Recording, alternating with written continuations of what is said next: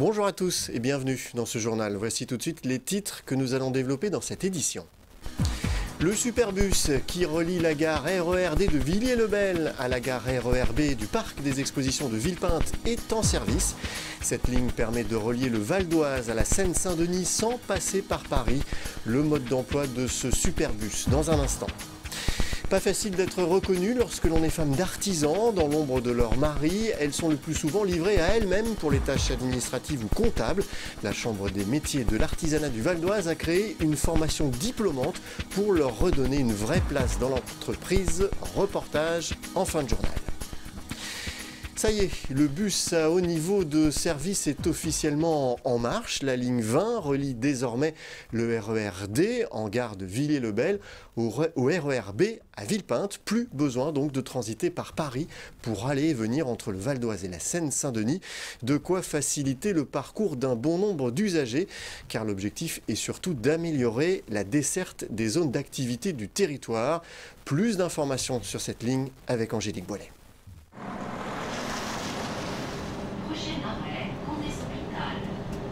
C'est l'un des 7 arrêts du bus à haut niveau de service, juste devant l'entrée du nouvel hôpital de Gonesse. Après une période de test à blanc, le Superbus transporte ses premiers usagers depuis les premières heures ce lundi matin. Des voyageurs ravis d'emprunter cette nouvelle ligne 20 qui relie désormais le RER-D en gare de Villiers-le-Bel au RER-B au niveau du parc des expositions de Villepinte, en passant par la zone commerciale de Paris Nord 2. Avant, quand on voulait aller au centre commercial, donc Paris Nord, on était obligé d'y aller en voiture et c'est vrai qu'on ne trouve pas forcément quelqu'un qui peut nous y accompagner.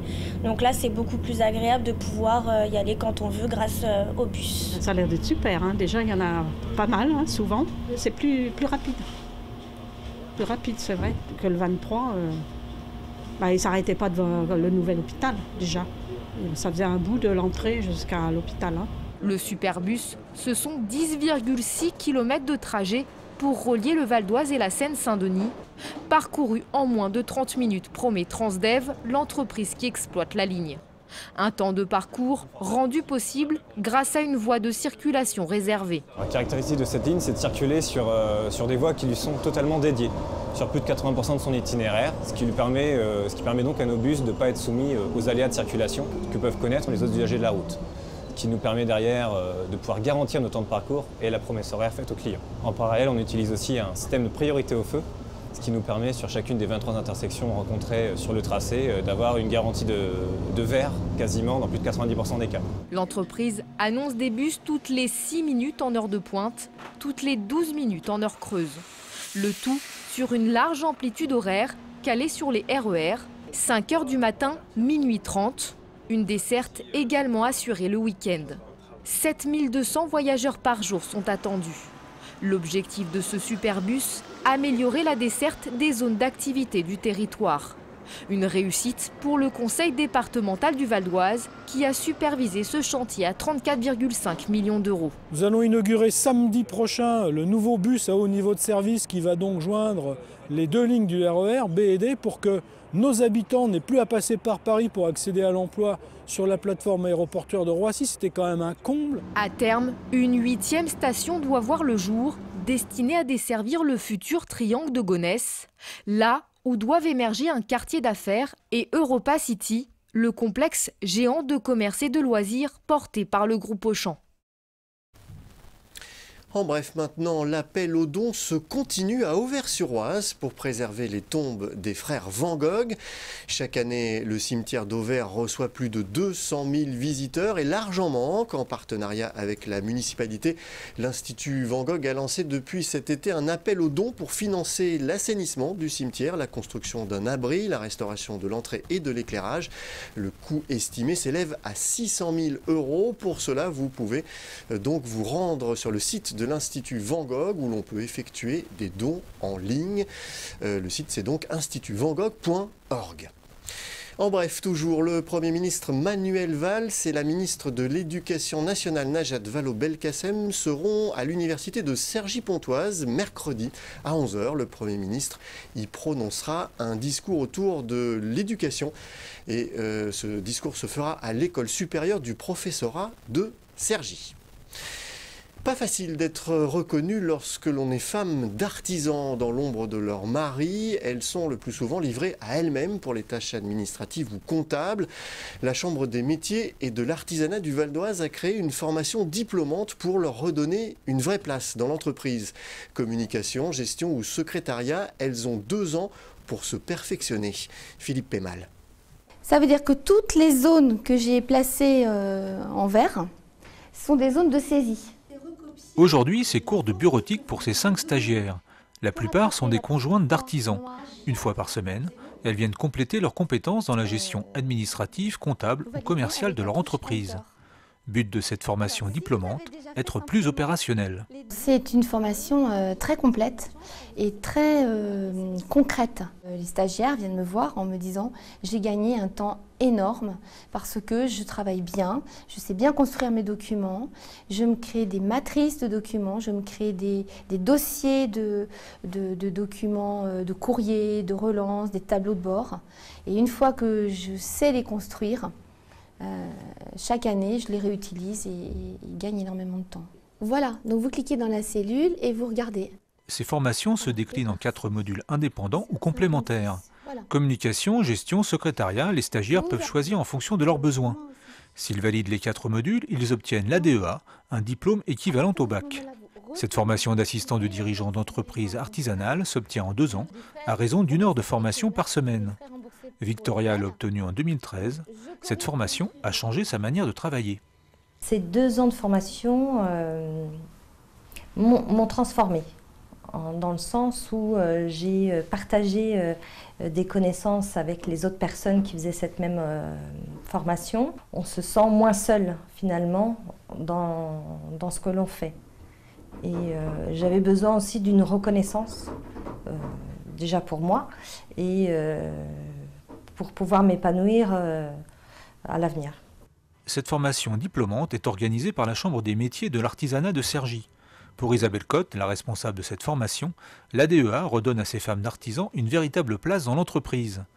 On a créé cette formation car les conjointes ne se sentaient pas du tout mises en valeur. Elles avaient le second rôle, l'homme, le chef d'entreprise, est sur le terrain, il doit tout faire et la femme n'était pas du tout reconnue. Donc ces conjointes sont maintenant reconnues par ce diplôme et ces nouvelles compétences.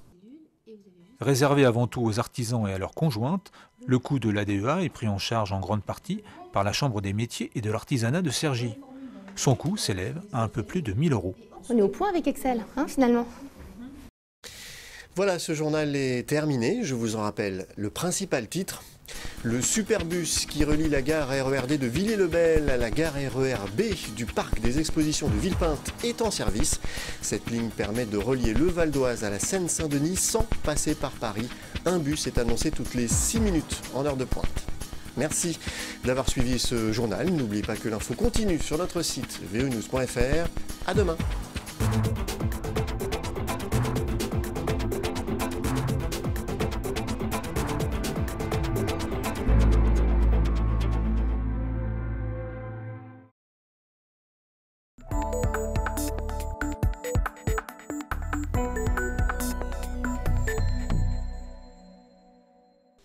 Michel est un pêcheur aguerri. Il a commencé avec son père à l'âge de 10 ans et depuis, cette passion ne l'a plus quitté. Aujourd'hui, il entame un parcours sur les berges du Sausseron. La pêche à la truite est fermée depuis le mois d'octobre. Ce week-end, c'est l'ouverture. De quoi espérer faire de belles prises. Une belle truite fario, prise à l'imitation de teigne. Et on va la remettre à l'eau tout de suite. Allez, ma petite fille. Un loisir et un moment de détente pour Michel qui a ses habitudes. Lui qui pêche au leurre, il alterne régulièrement entre poissons nageurs, imitation de verre et leurre tournant. Avec 50 ans d'activité derrière lui, il a ses astuces. Quand les poissons sont dehors en activité, ils prennent plus facilement un poisson nageur ou un truc comme ça. Là, les poissons ne sont pas en activité, donc ils sont calés au fond. Et c'est plus l'opportunité qui fait quand la teigne, l'imitation de teigne ou la vraie teigne passe devant, que la truite le prend. Au bout de quelques minutes, une deuxième prise. La rivière n'a plus de secret pour Michel. Et voilà. Un beau petit poisson, une belle truite arc-en-ciel du Sausseron. Alors on va la remettre tout de suite à l'eau parce que elle saigne un peu, mais c'est pas grave. C'est juste sur la mâchoire. Pour débusquer les poissons, Michel surveille les courants, les souches. En chemin, d'autres pêcheurs sont eux aussi venus chasser la truite. Chacun parle de ses prises et de ses techniques pour repartir de plus belle. Et c'est vrai qu'il y a encore beaucoup de pêcheurs en France qui pêchent la truite aux appâts naturels, avec un verre au bout d'un bouchon, qui s'installe au bord de l'eau. Ça reste encore un peu vrai, mais beaucoup moins. Et plus ça va, plus les pêcheurs ont tendance à pratiquer, je dirais, une pêche sportive, entre guillemets, mais une pêche de mouvement, où la mise en œuvre est facile. On prend une petite canne légère comme ça, une boîte de leurre, vous avez vu tout à l'heure, et puis voilà, on est parti au bord de l'eau. Donc, et c'est quand même très très très ludique, donc ce qui fait que l'engouement est important. Aujourd'hui en France, on compte plus d'1,5 million de pêcheurs de loisirs. Dans le Val d'Oise, les parcours sont nombreux. Les pêcheurs peuvent se lancer à la poursuite des truites sur l'Aubette de Magny, de Meulan, sur l'Epte, sur la Vionne et sur le Sauceron jusqu'au mois de septembre. Allez, on va continuer.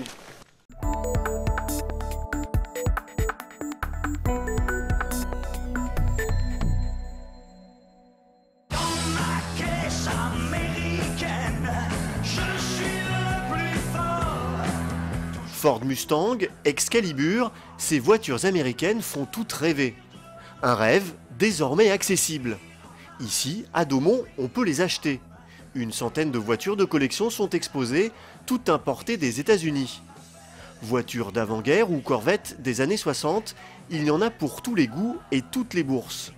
Autrefois réservé aux collectionneurs fortunés, le marché de la voiture de collection s'ouvre au plus grand nombre. Aujourd'hui, tout le monde peut s'acheter une voiture américaine dans un budget qui peut commencer à 8 ou 10 000 euros. On peut avoir une voiture américaine jusqu'à des budgets. Une Packard V12 comme ça vaut plusieurs centaines de milliers d'euros. On a quelquefois des voitures à 8 ou 10 000 euros. L'important, c'est la passion, ce n'est pas le prix du véhicule. Le client qui vient s'acheter un coupé Mustang à 17 ou 18 000 euros, il est passionné par ce qu'il fait, il est passionné par sa voiture. C'est un achat passion, ce n'est pas un achat raison, ce n'est pas un achat besoin. Ces belles américaines ont besoin d'être entretenues. La plupart des acheteurs le font eux-mêmes. Pour les autres, il y a ce garage. Benjamin y travaille, il possède également une Mustang. Mécano et propriétaire, il est bien placé pour parler budget. Ces voitures-là, qui ont toutes plus de 30 ans, sont qualifiées comme voitures de collection. Les assurances ne sont pas chères. La carte grise est élevée mais divisée par 2, puisque véhicule de plus de 10 ans. On a la consommation, bien sûr, qui est assez élevée, car on est en moyenne, comme on l'a dit tout à l'heure, à 15-20 litres. Sinon, au niveau des pièces, on trouve facilement les pièces d'énormément de voitures américaines. On trouve très facilement les pièces, et les pièces sont à des prix très abordables. Acheter une voiture de collection est aussi un investissement sur l'avenir.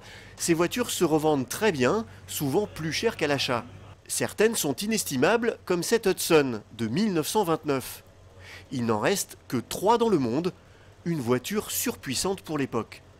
Celui-là, ça fait 57 chevaux fiscaux. ça fait un petit peu mal la carte grise. Et ça consomme entre 35 et 40 litres à 100. Un véhicule comme ça, il y avait des options de fou. C'est un véhicule que le moteur et les pare-chocs, ça coûtait plus cher que le véhicule complet. Le garage n'est pas réservé qu'aux clients de ces belles américaines.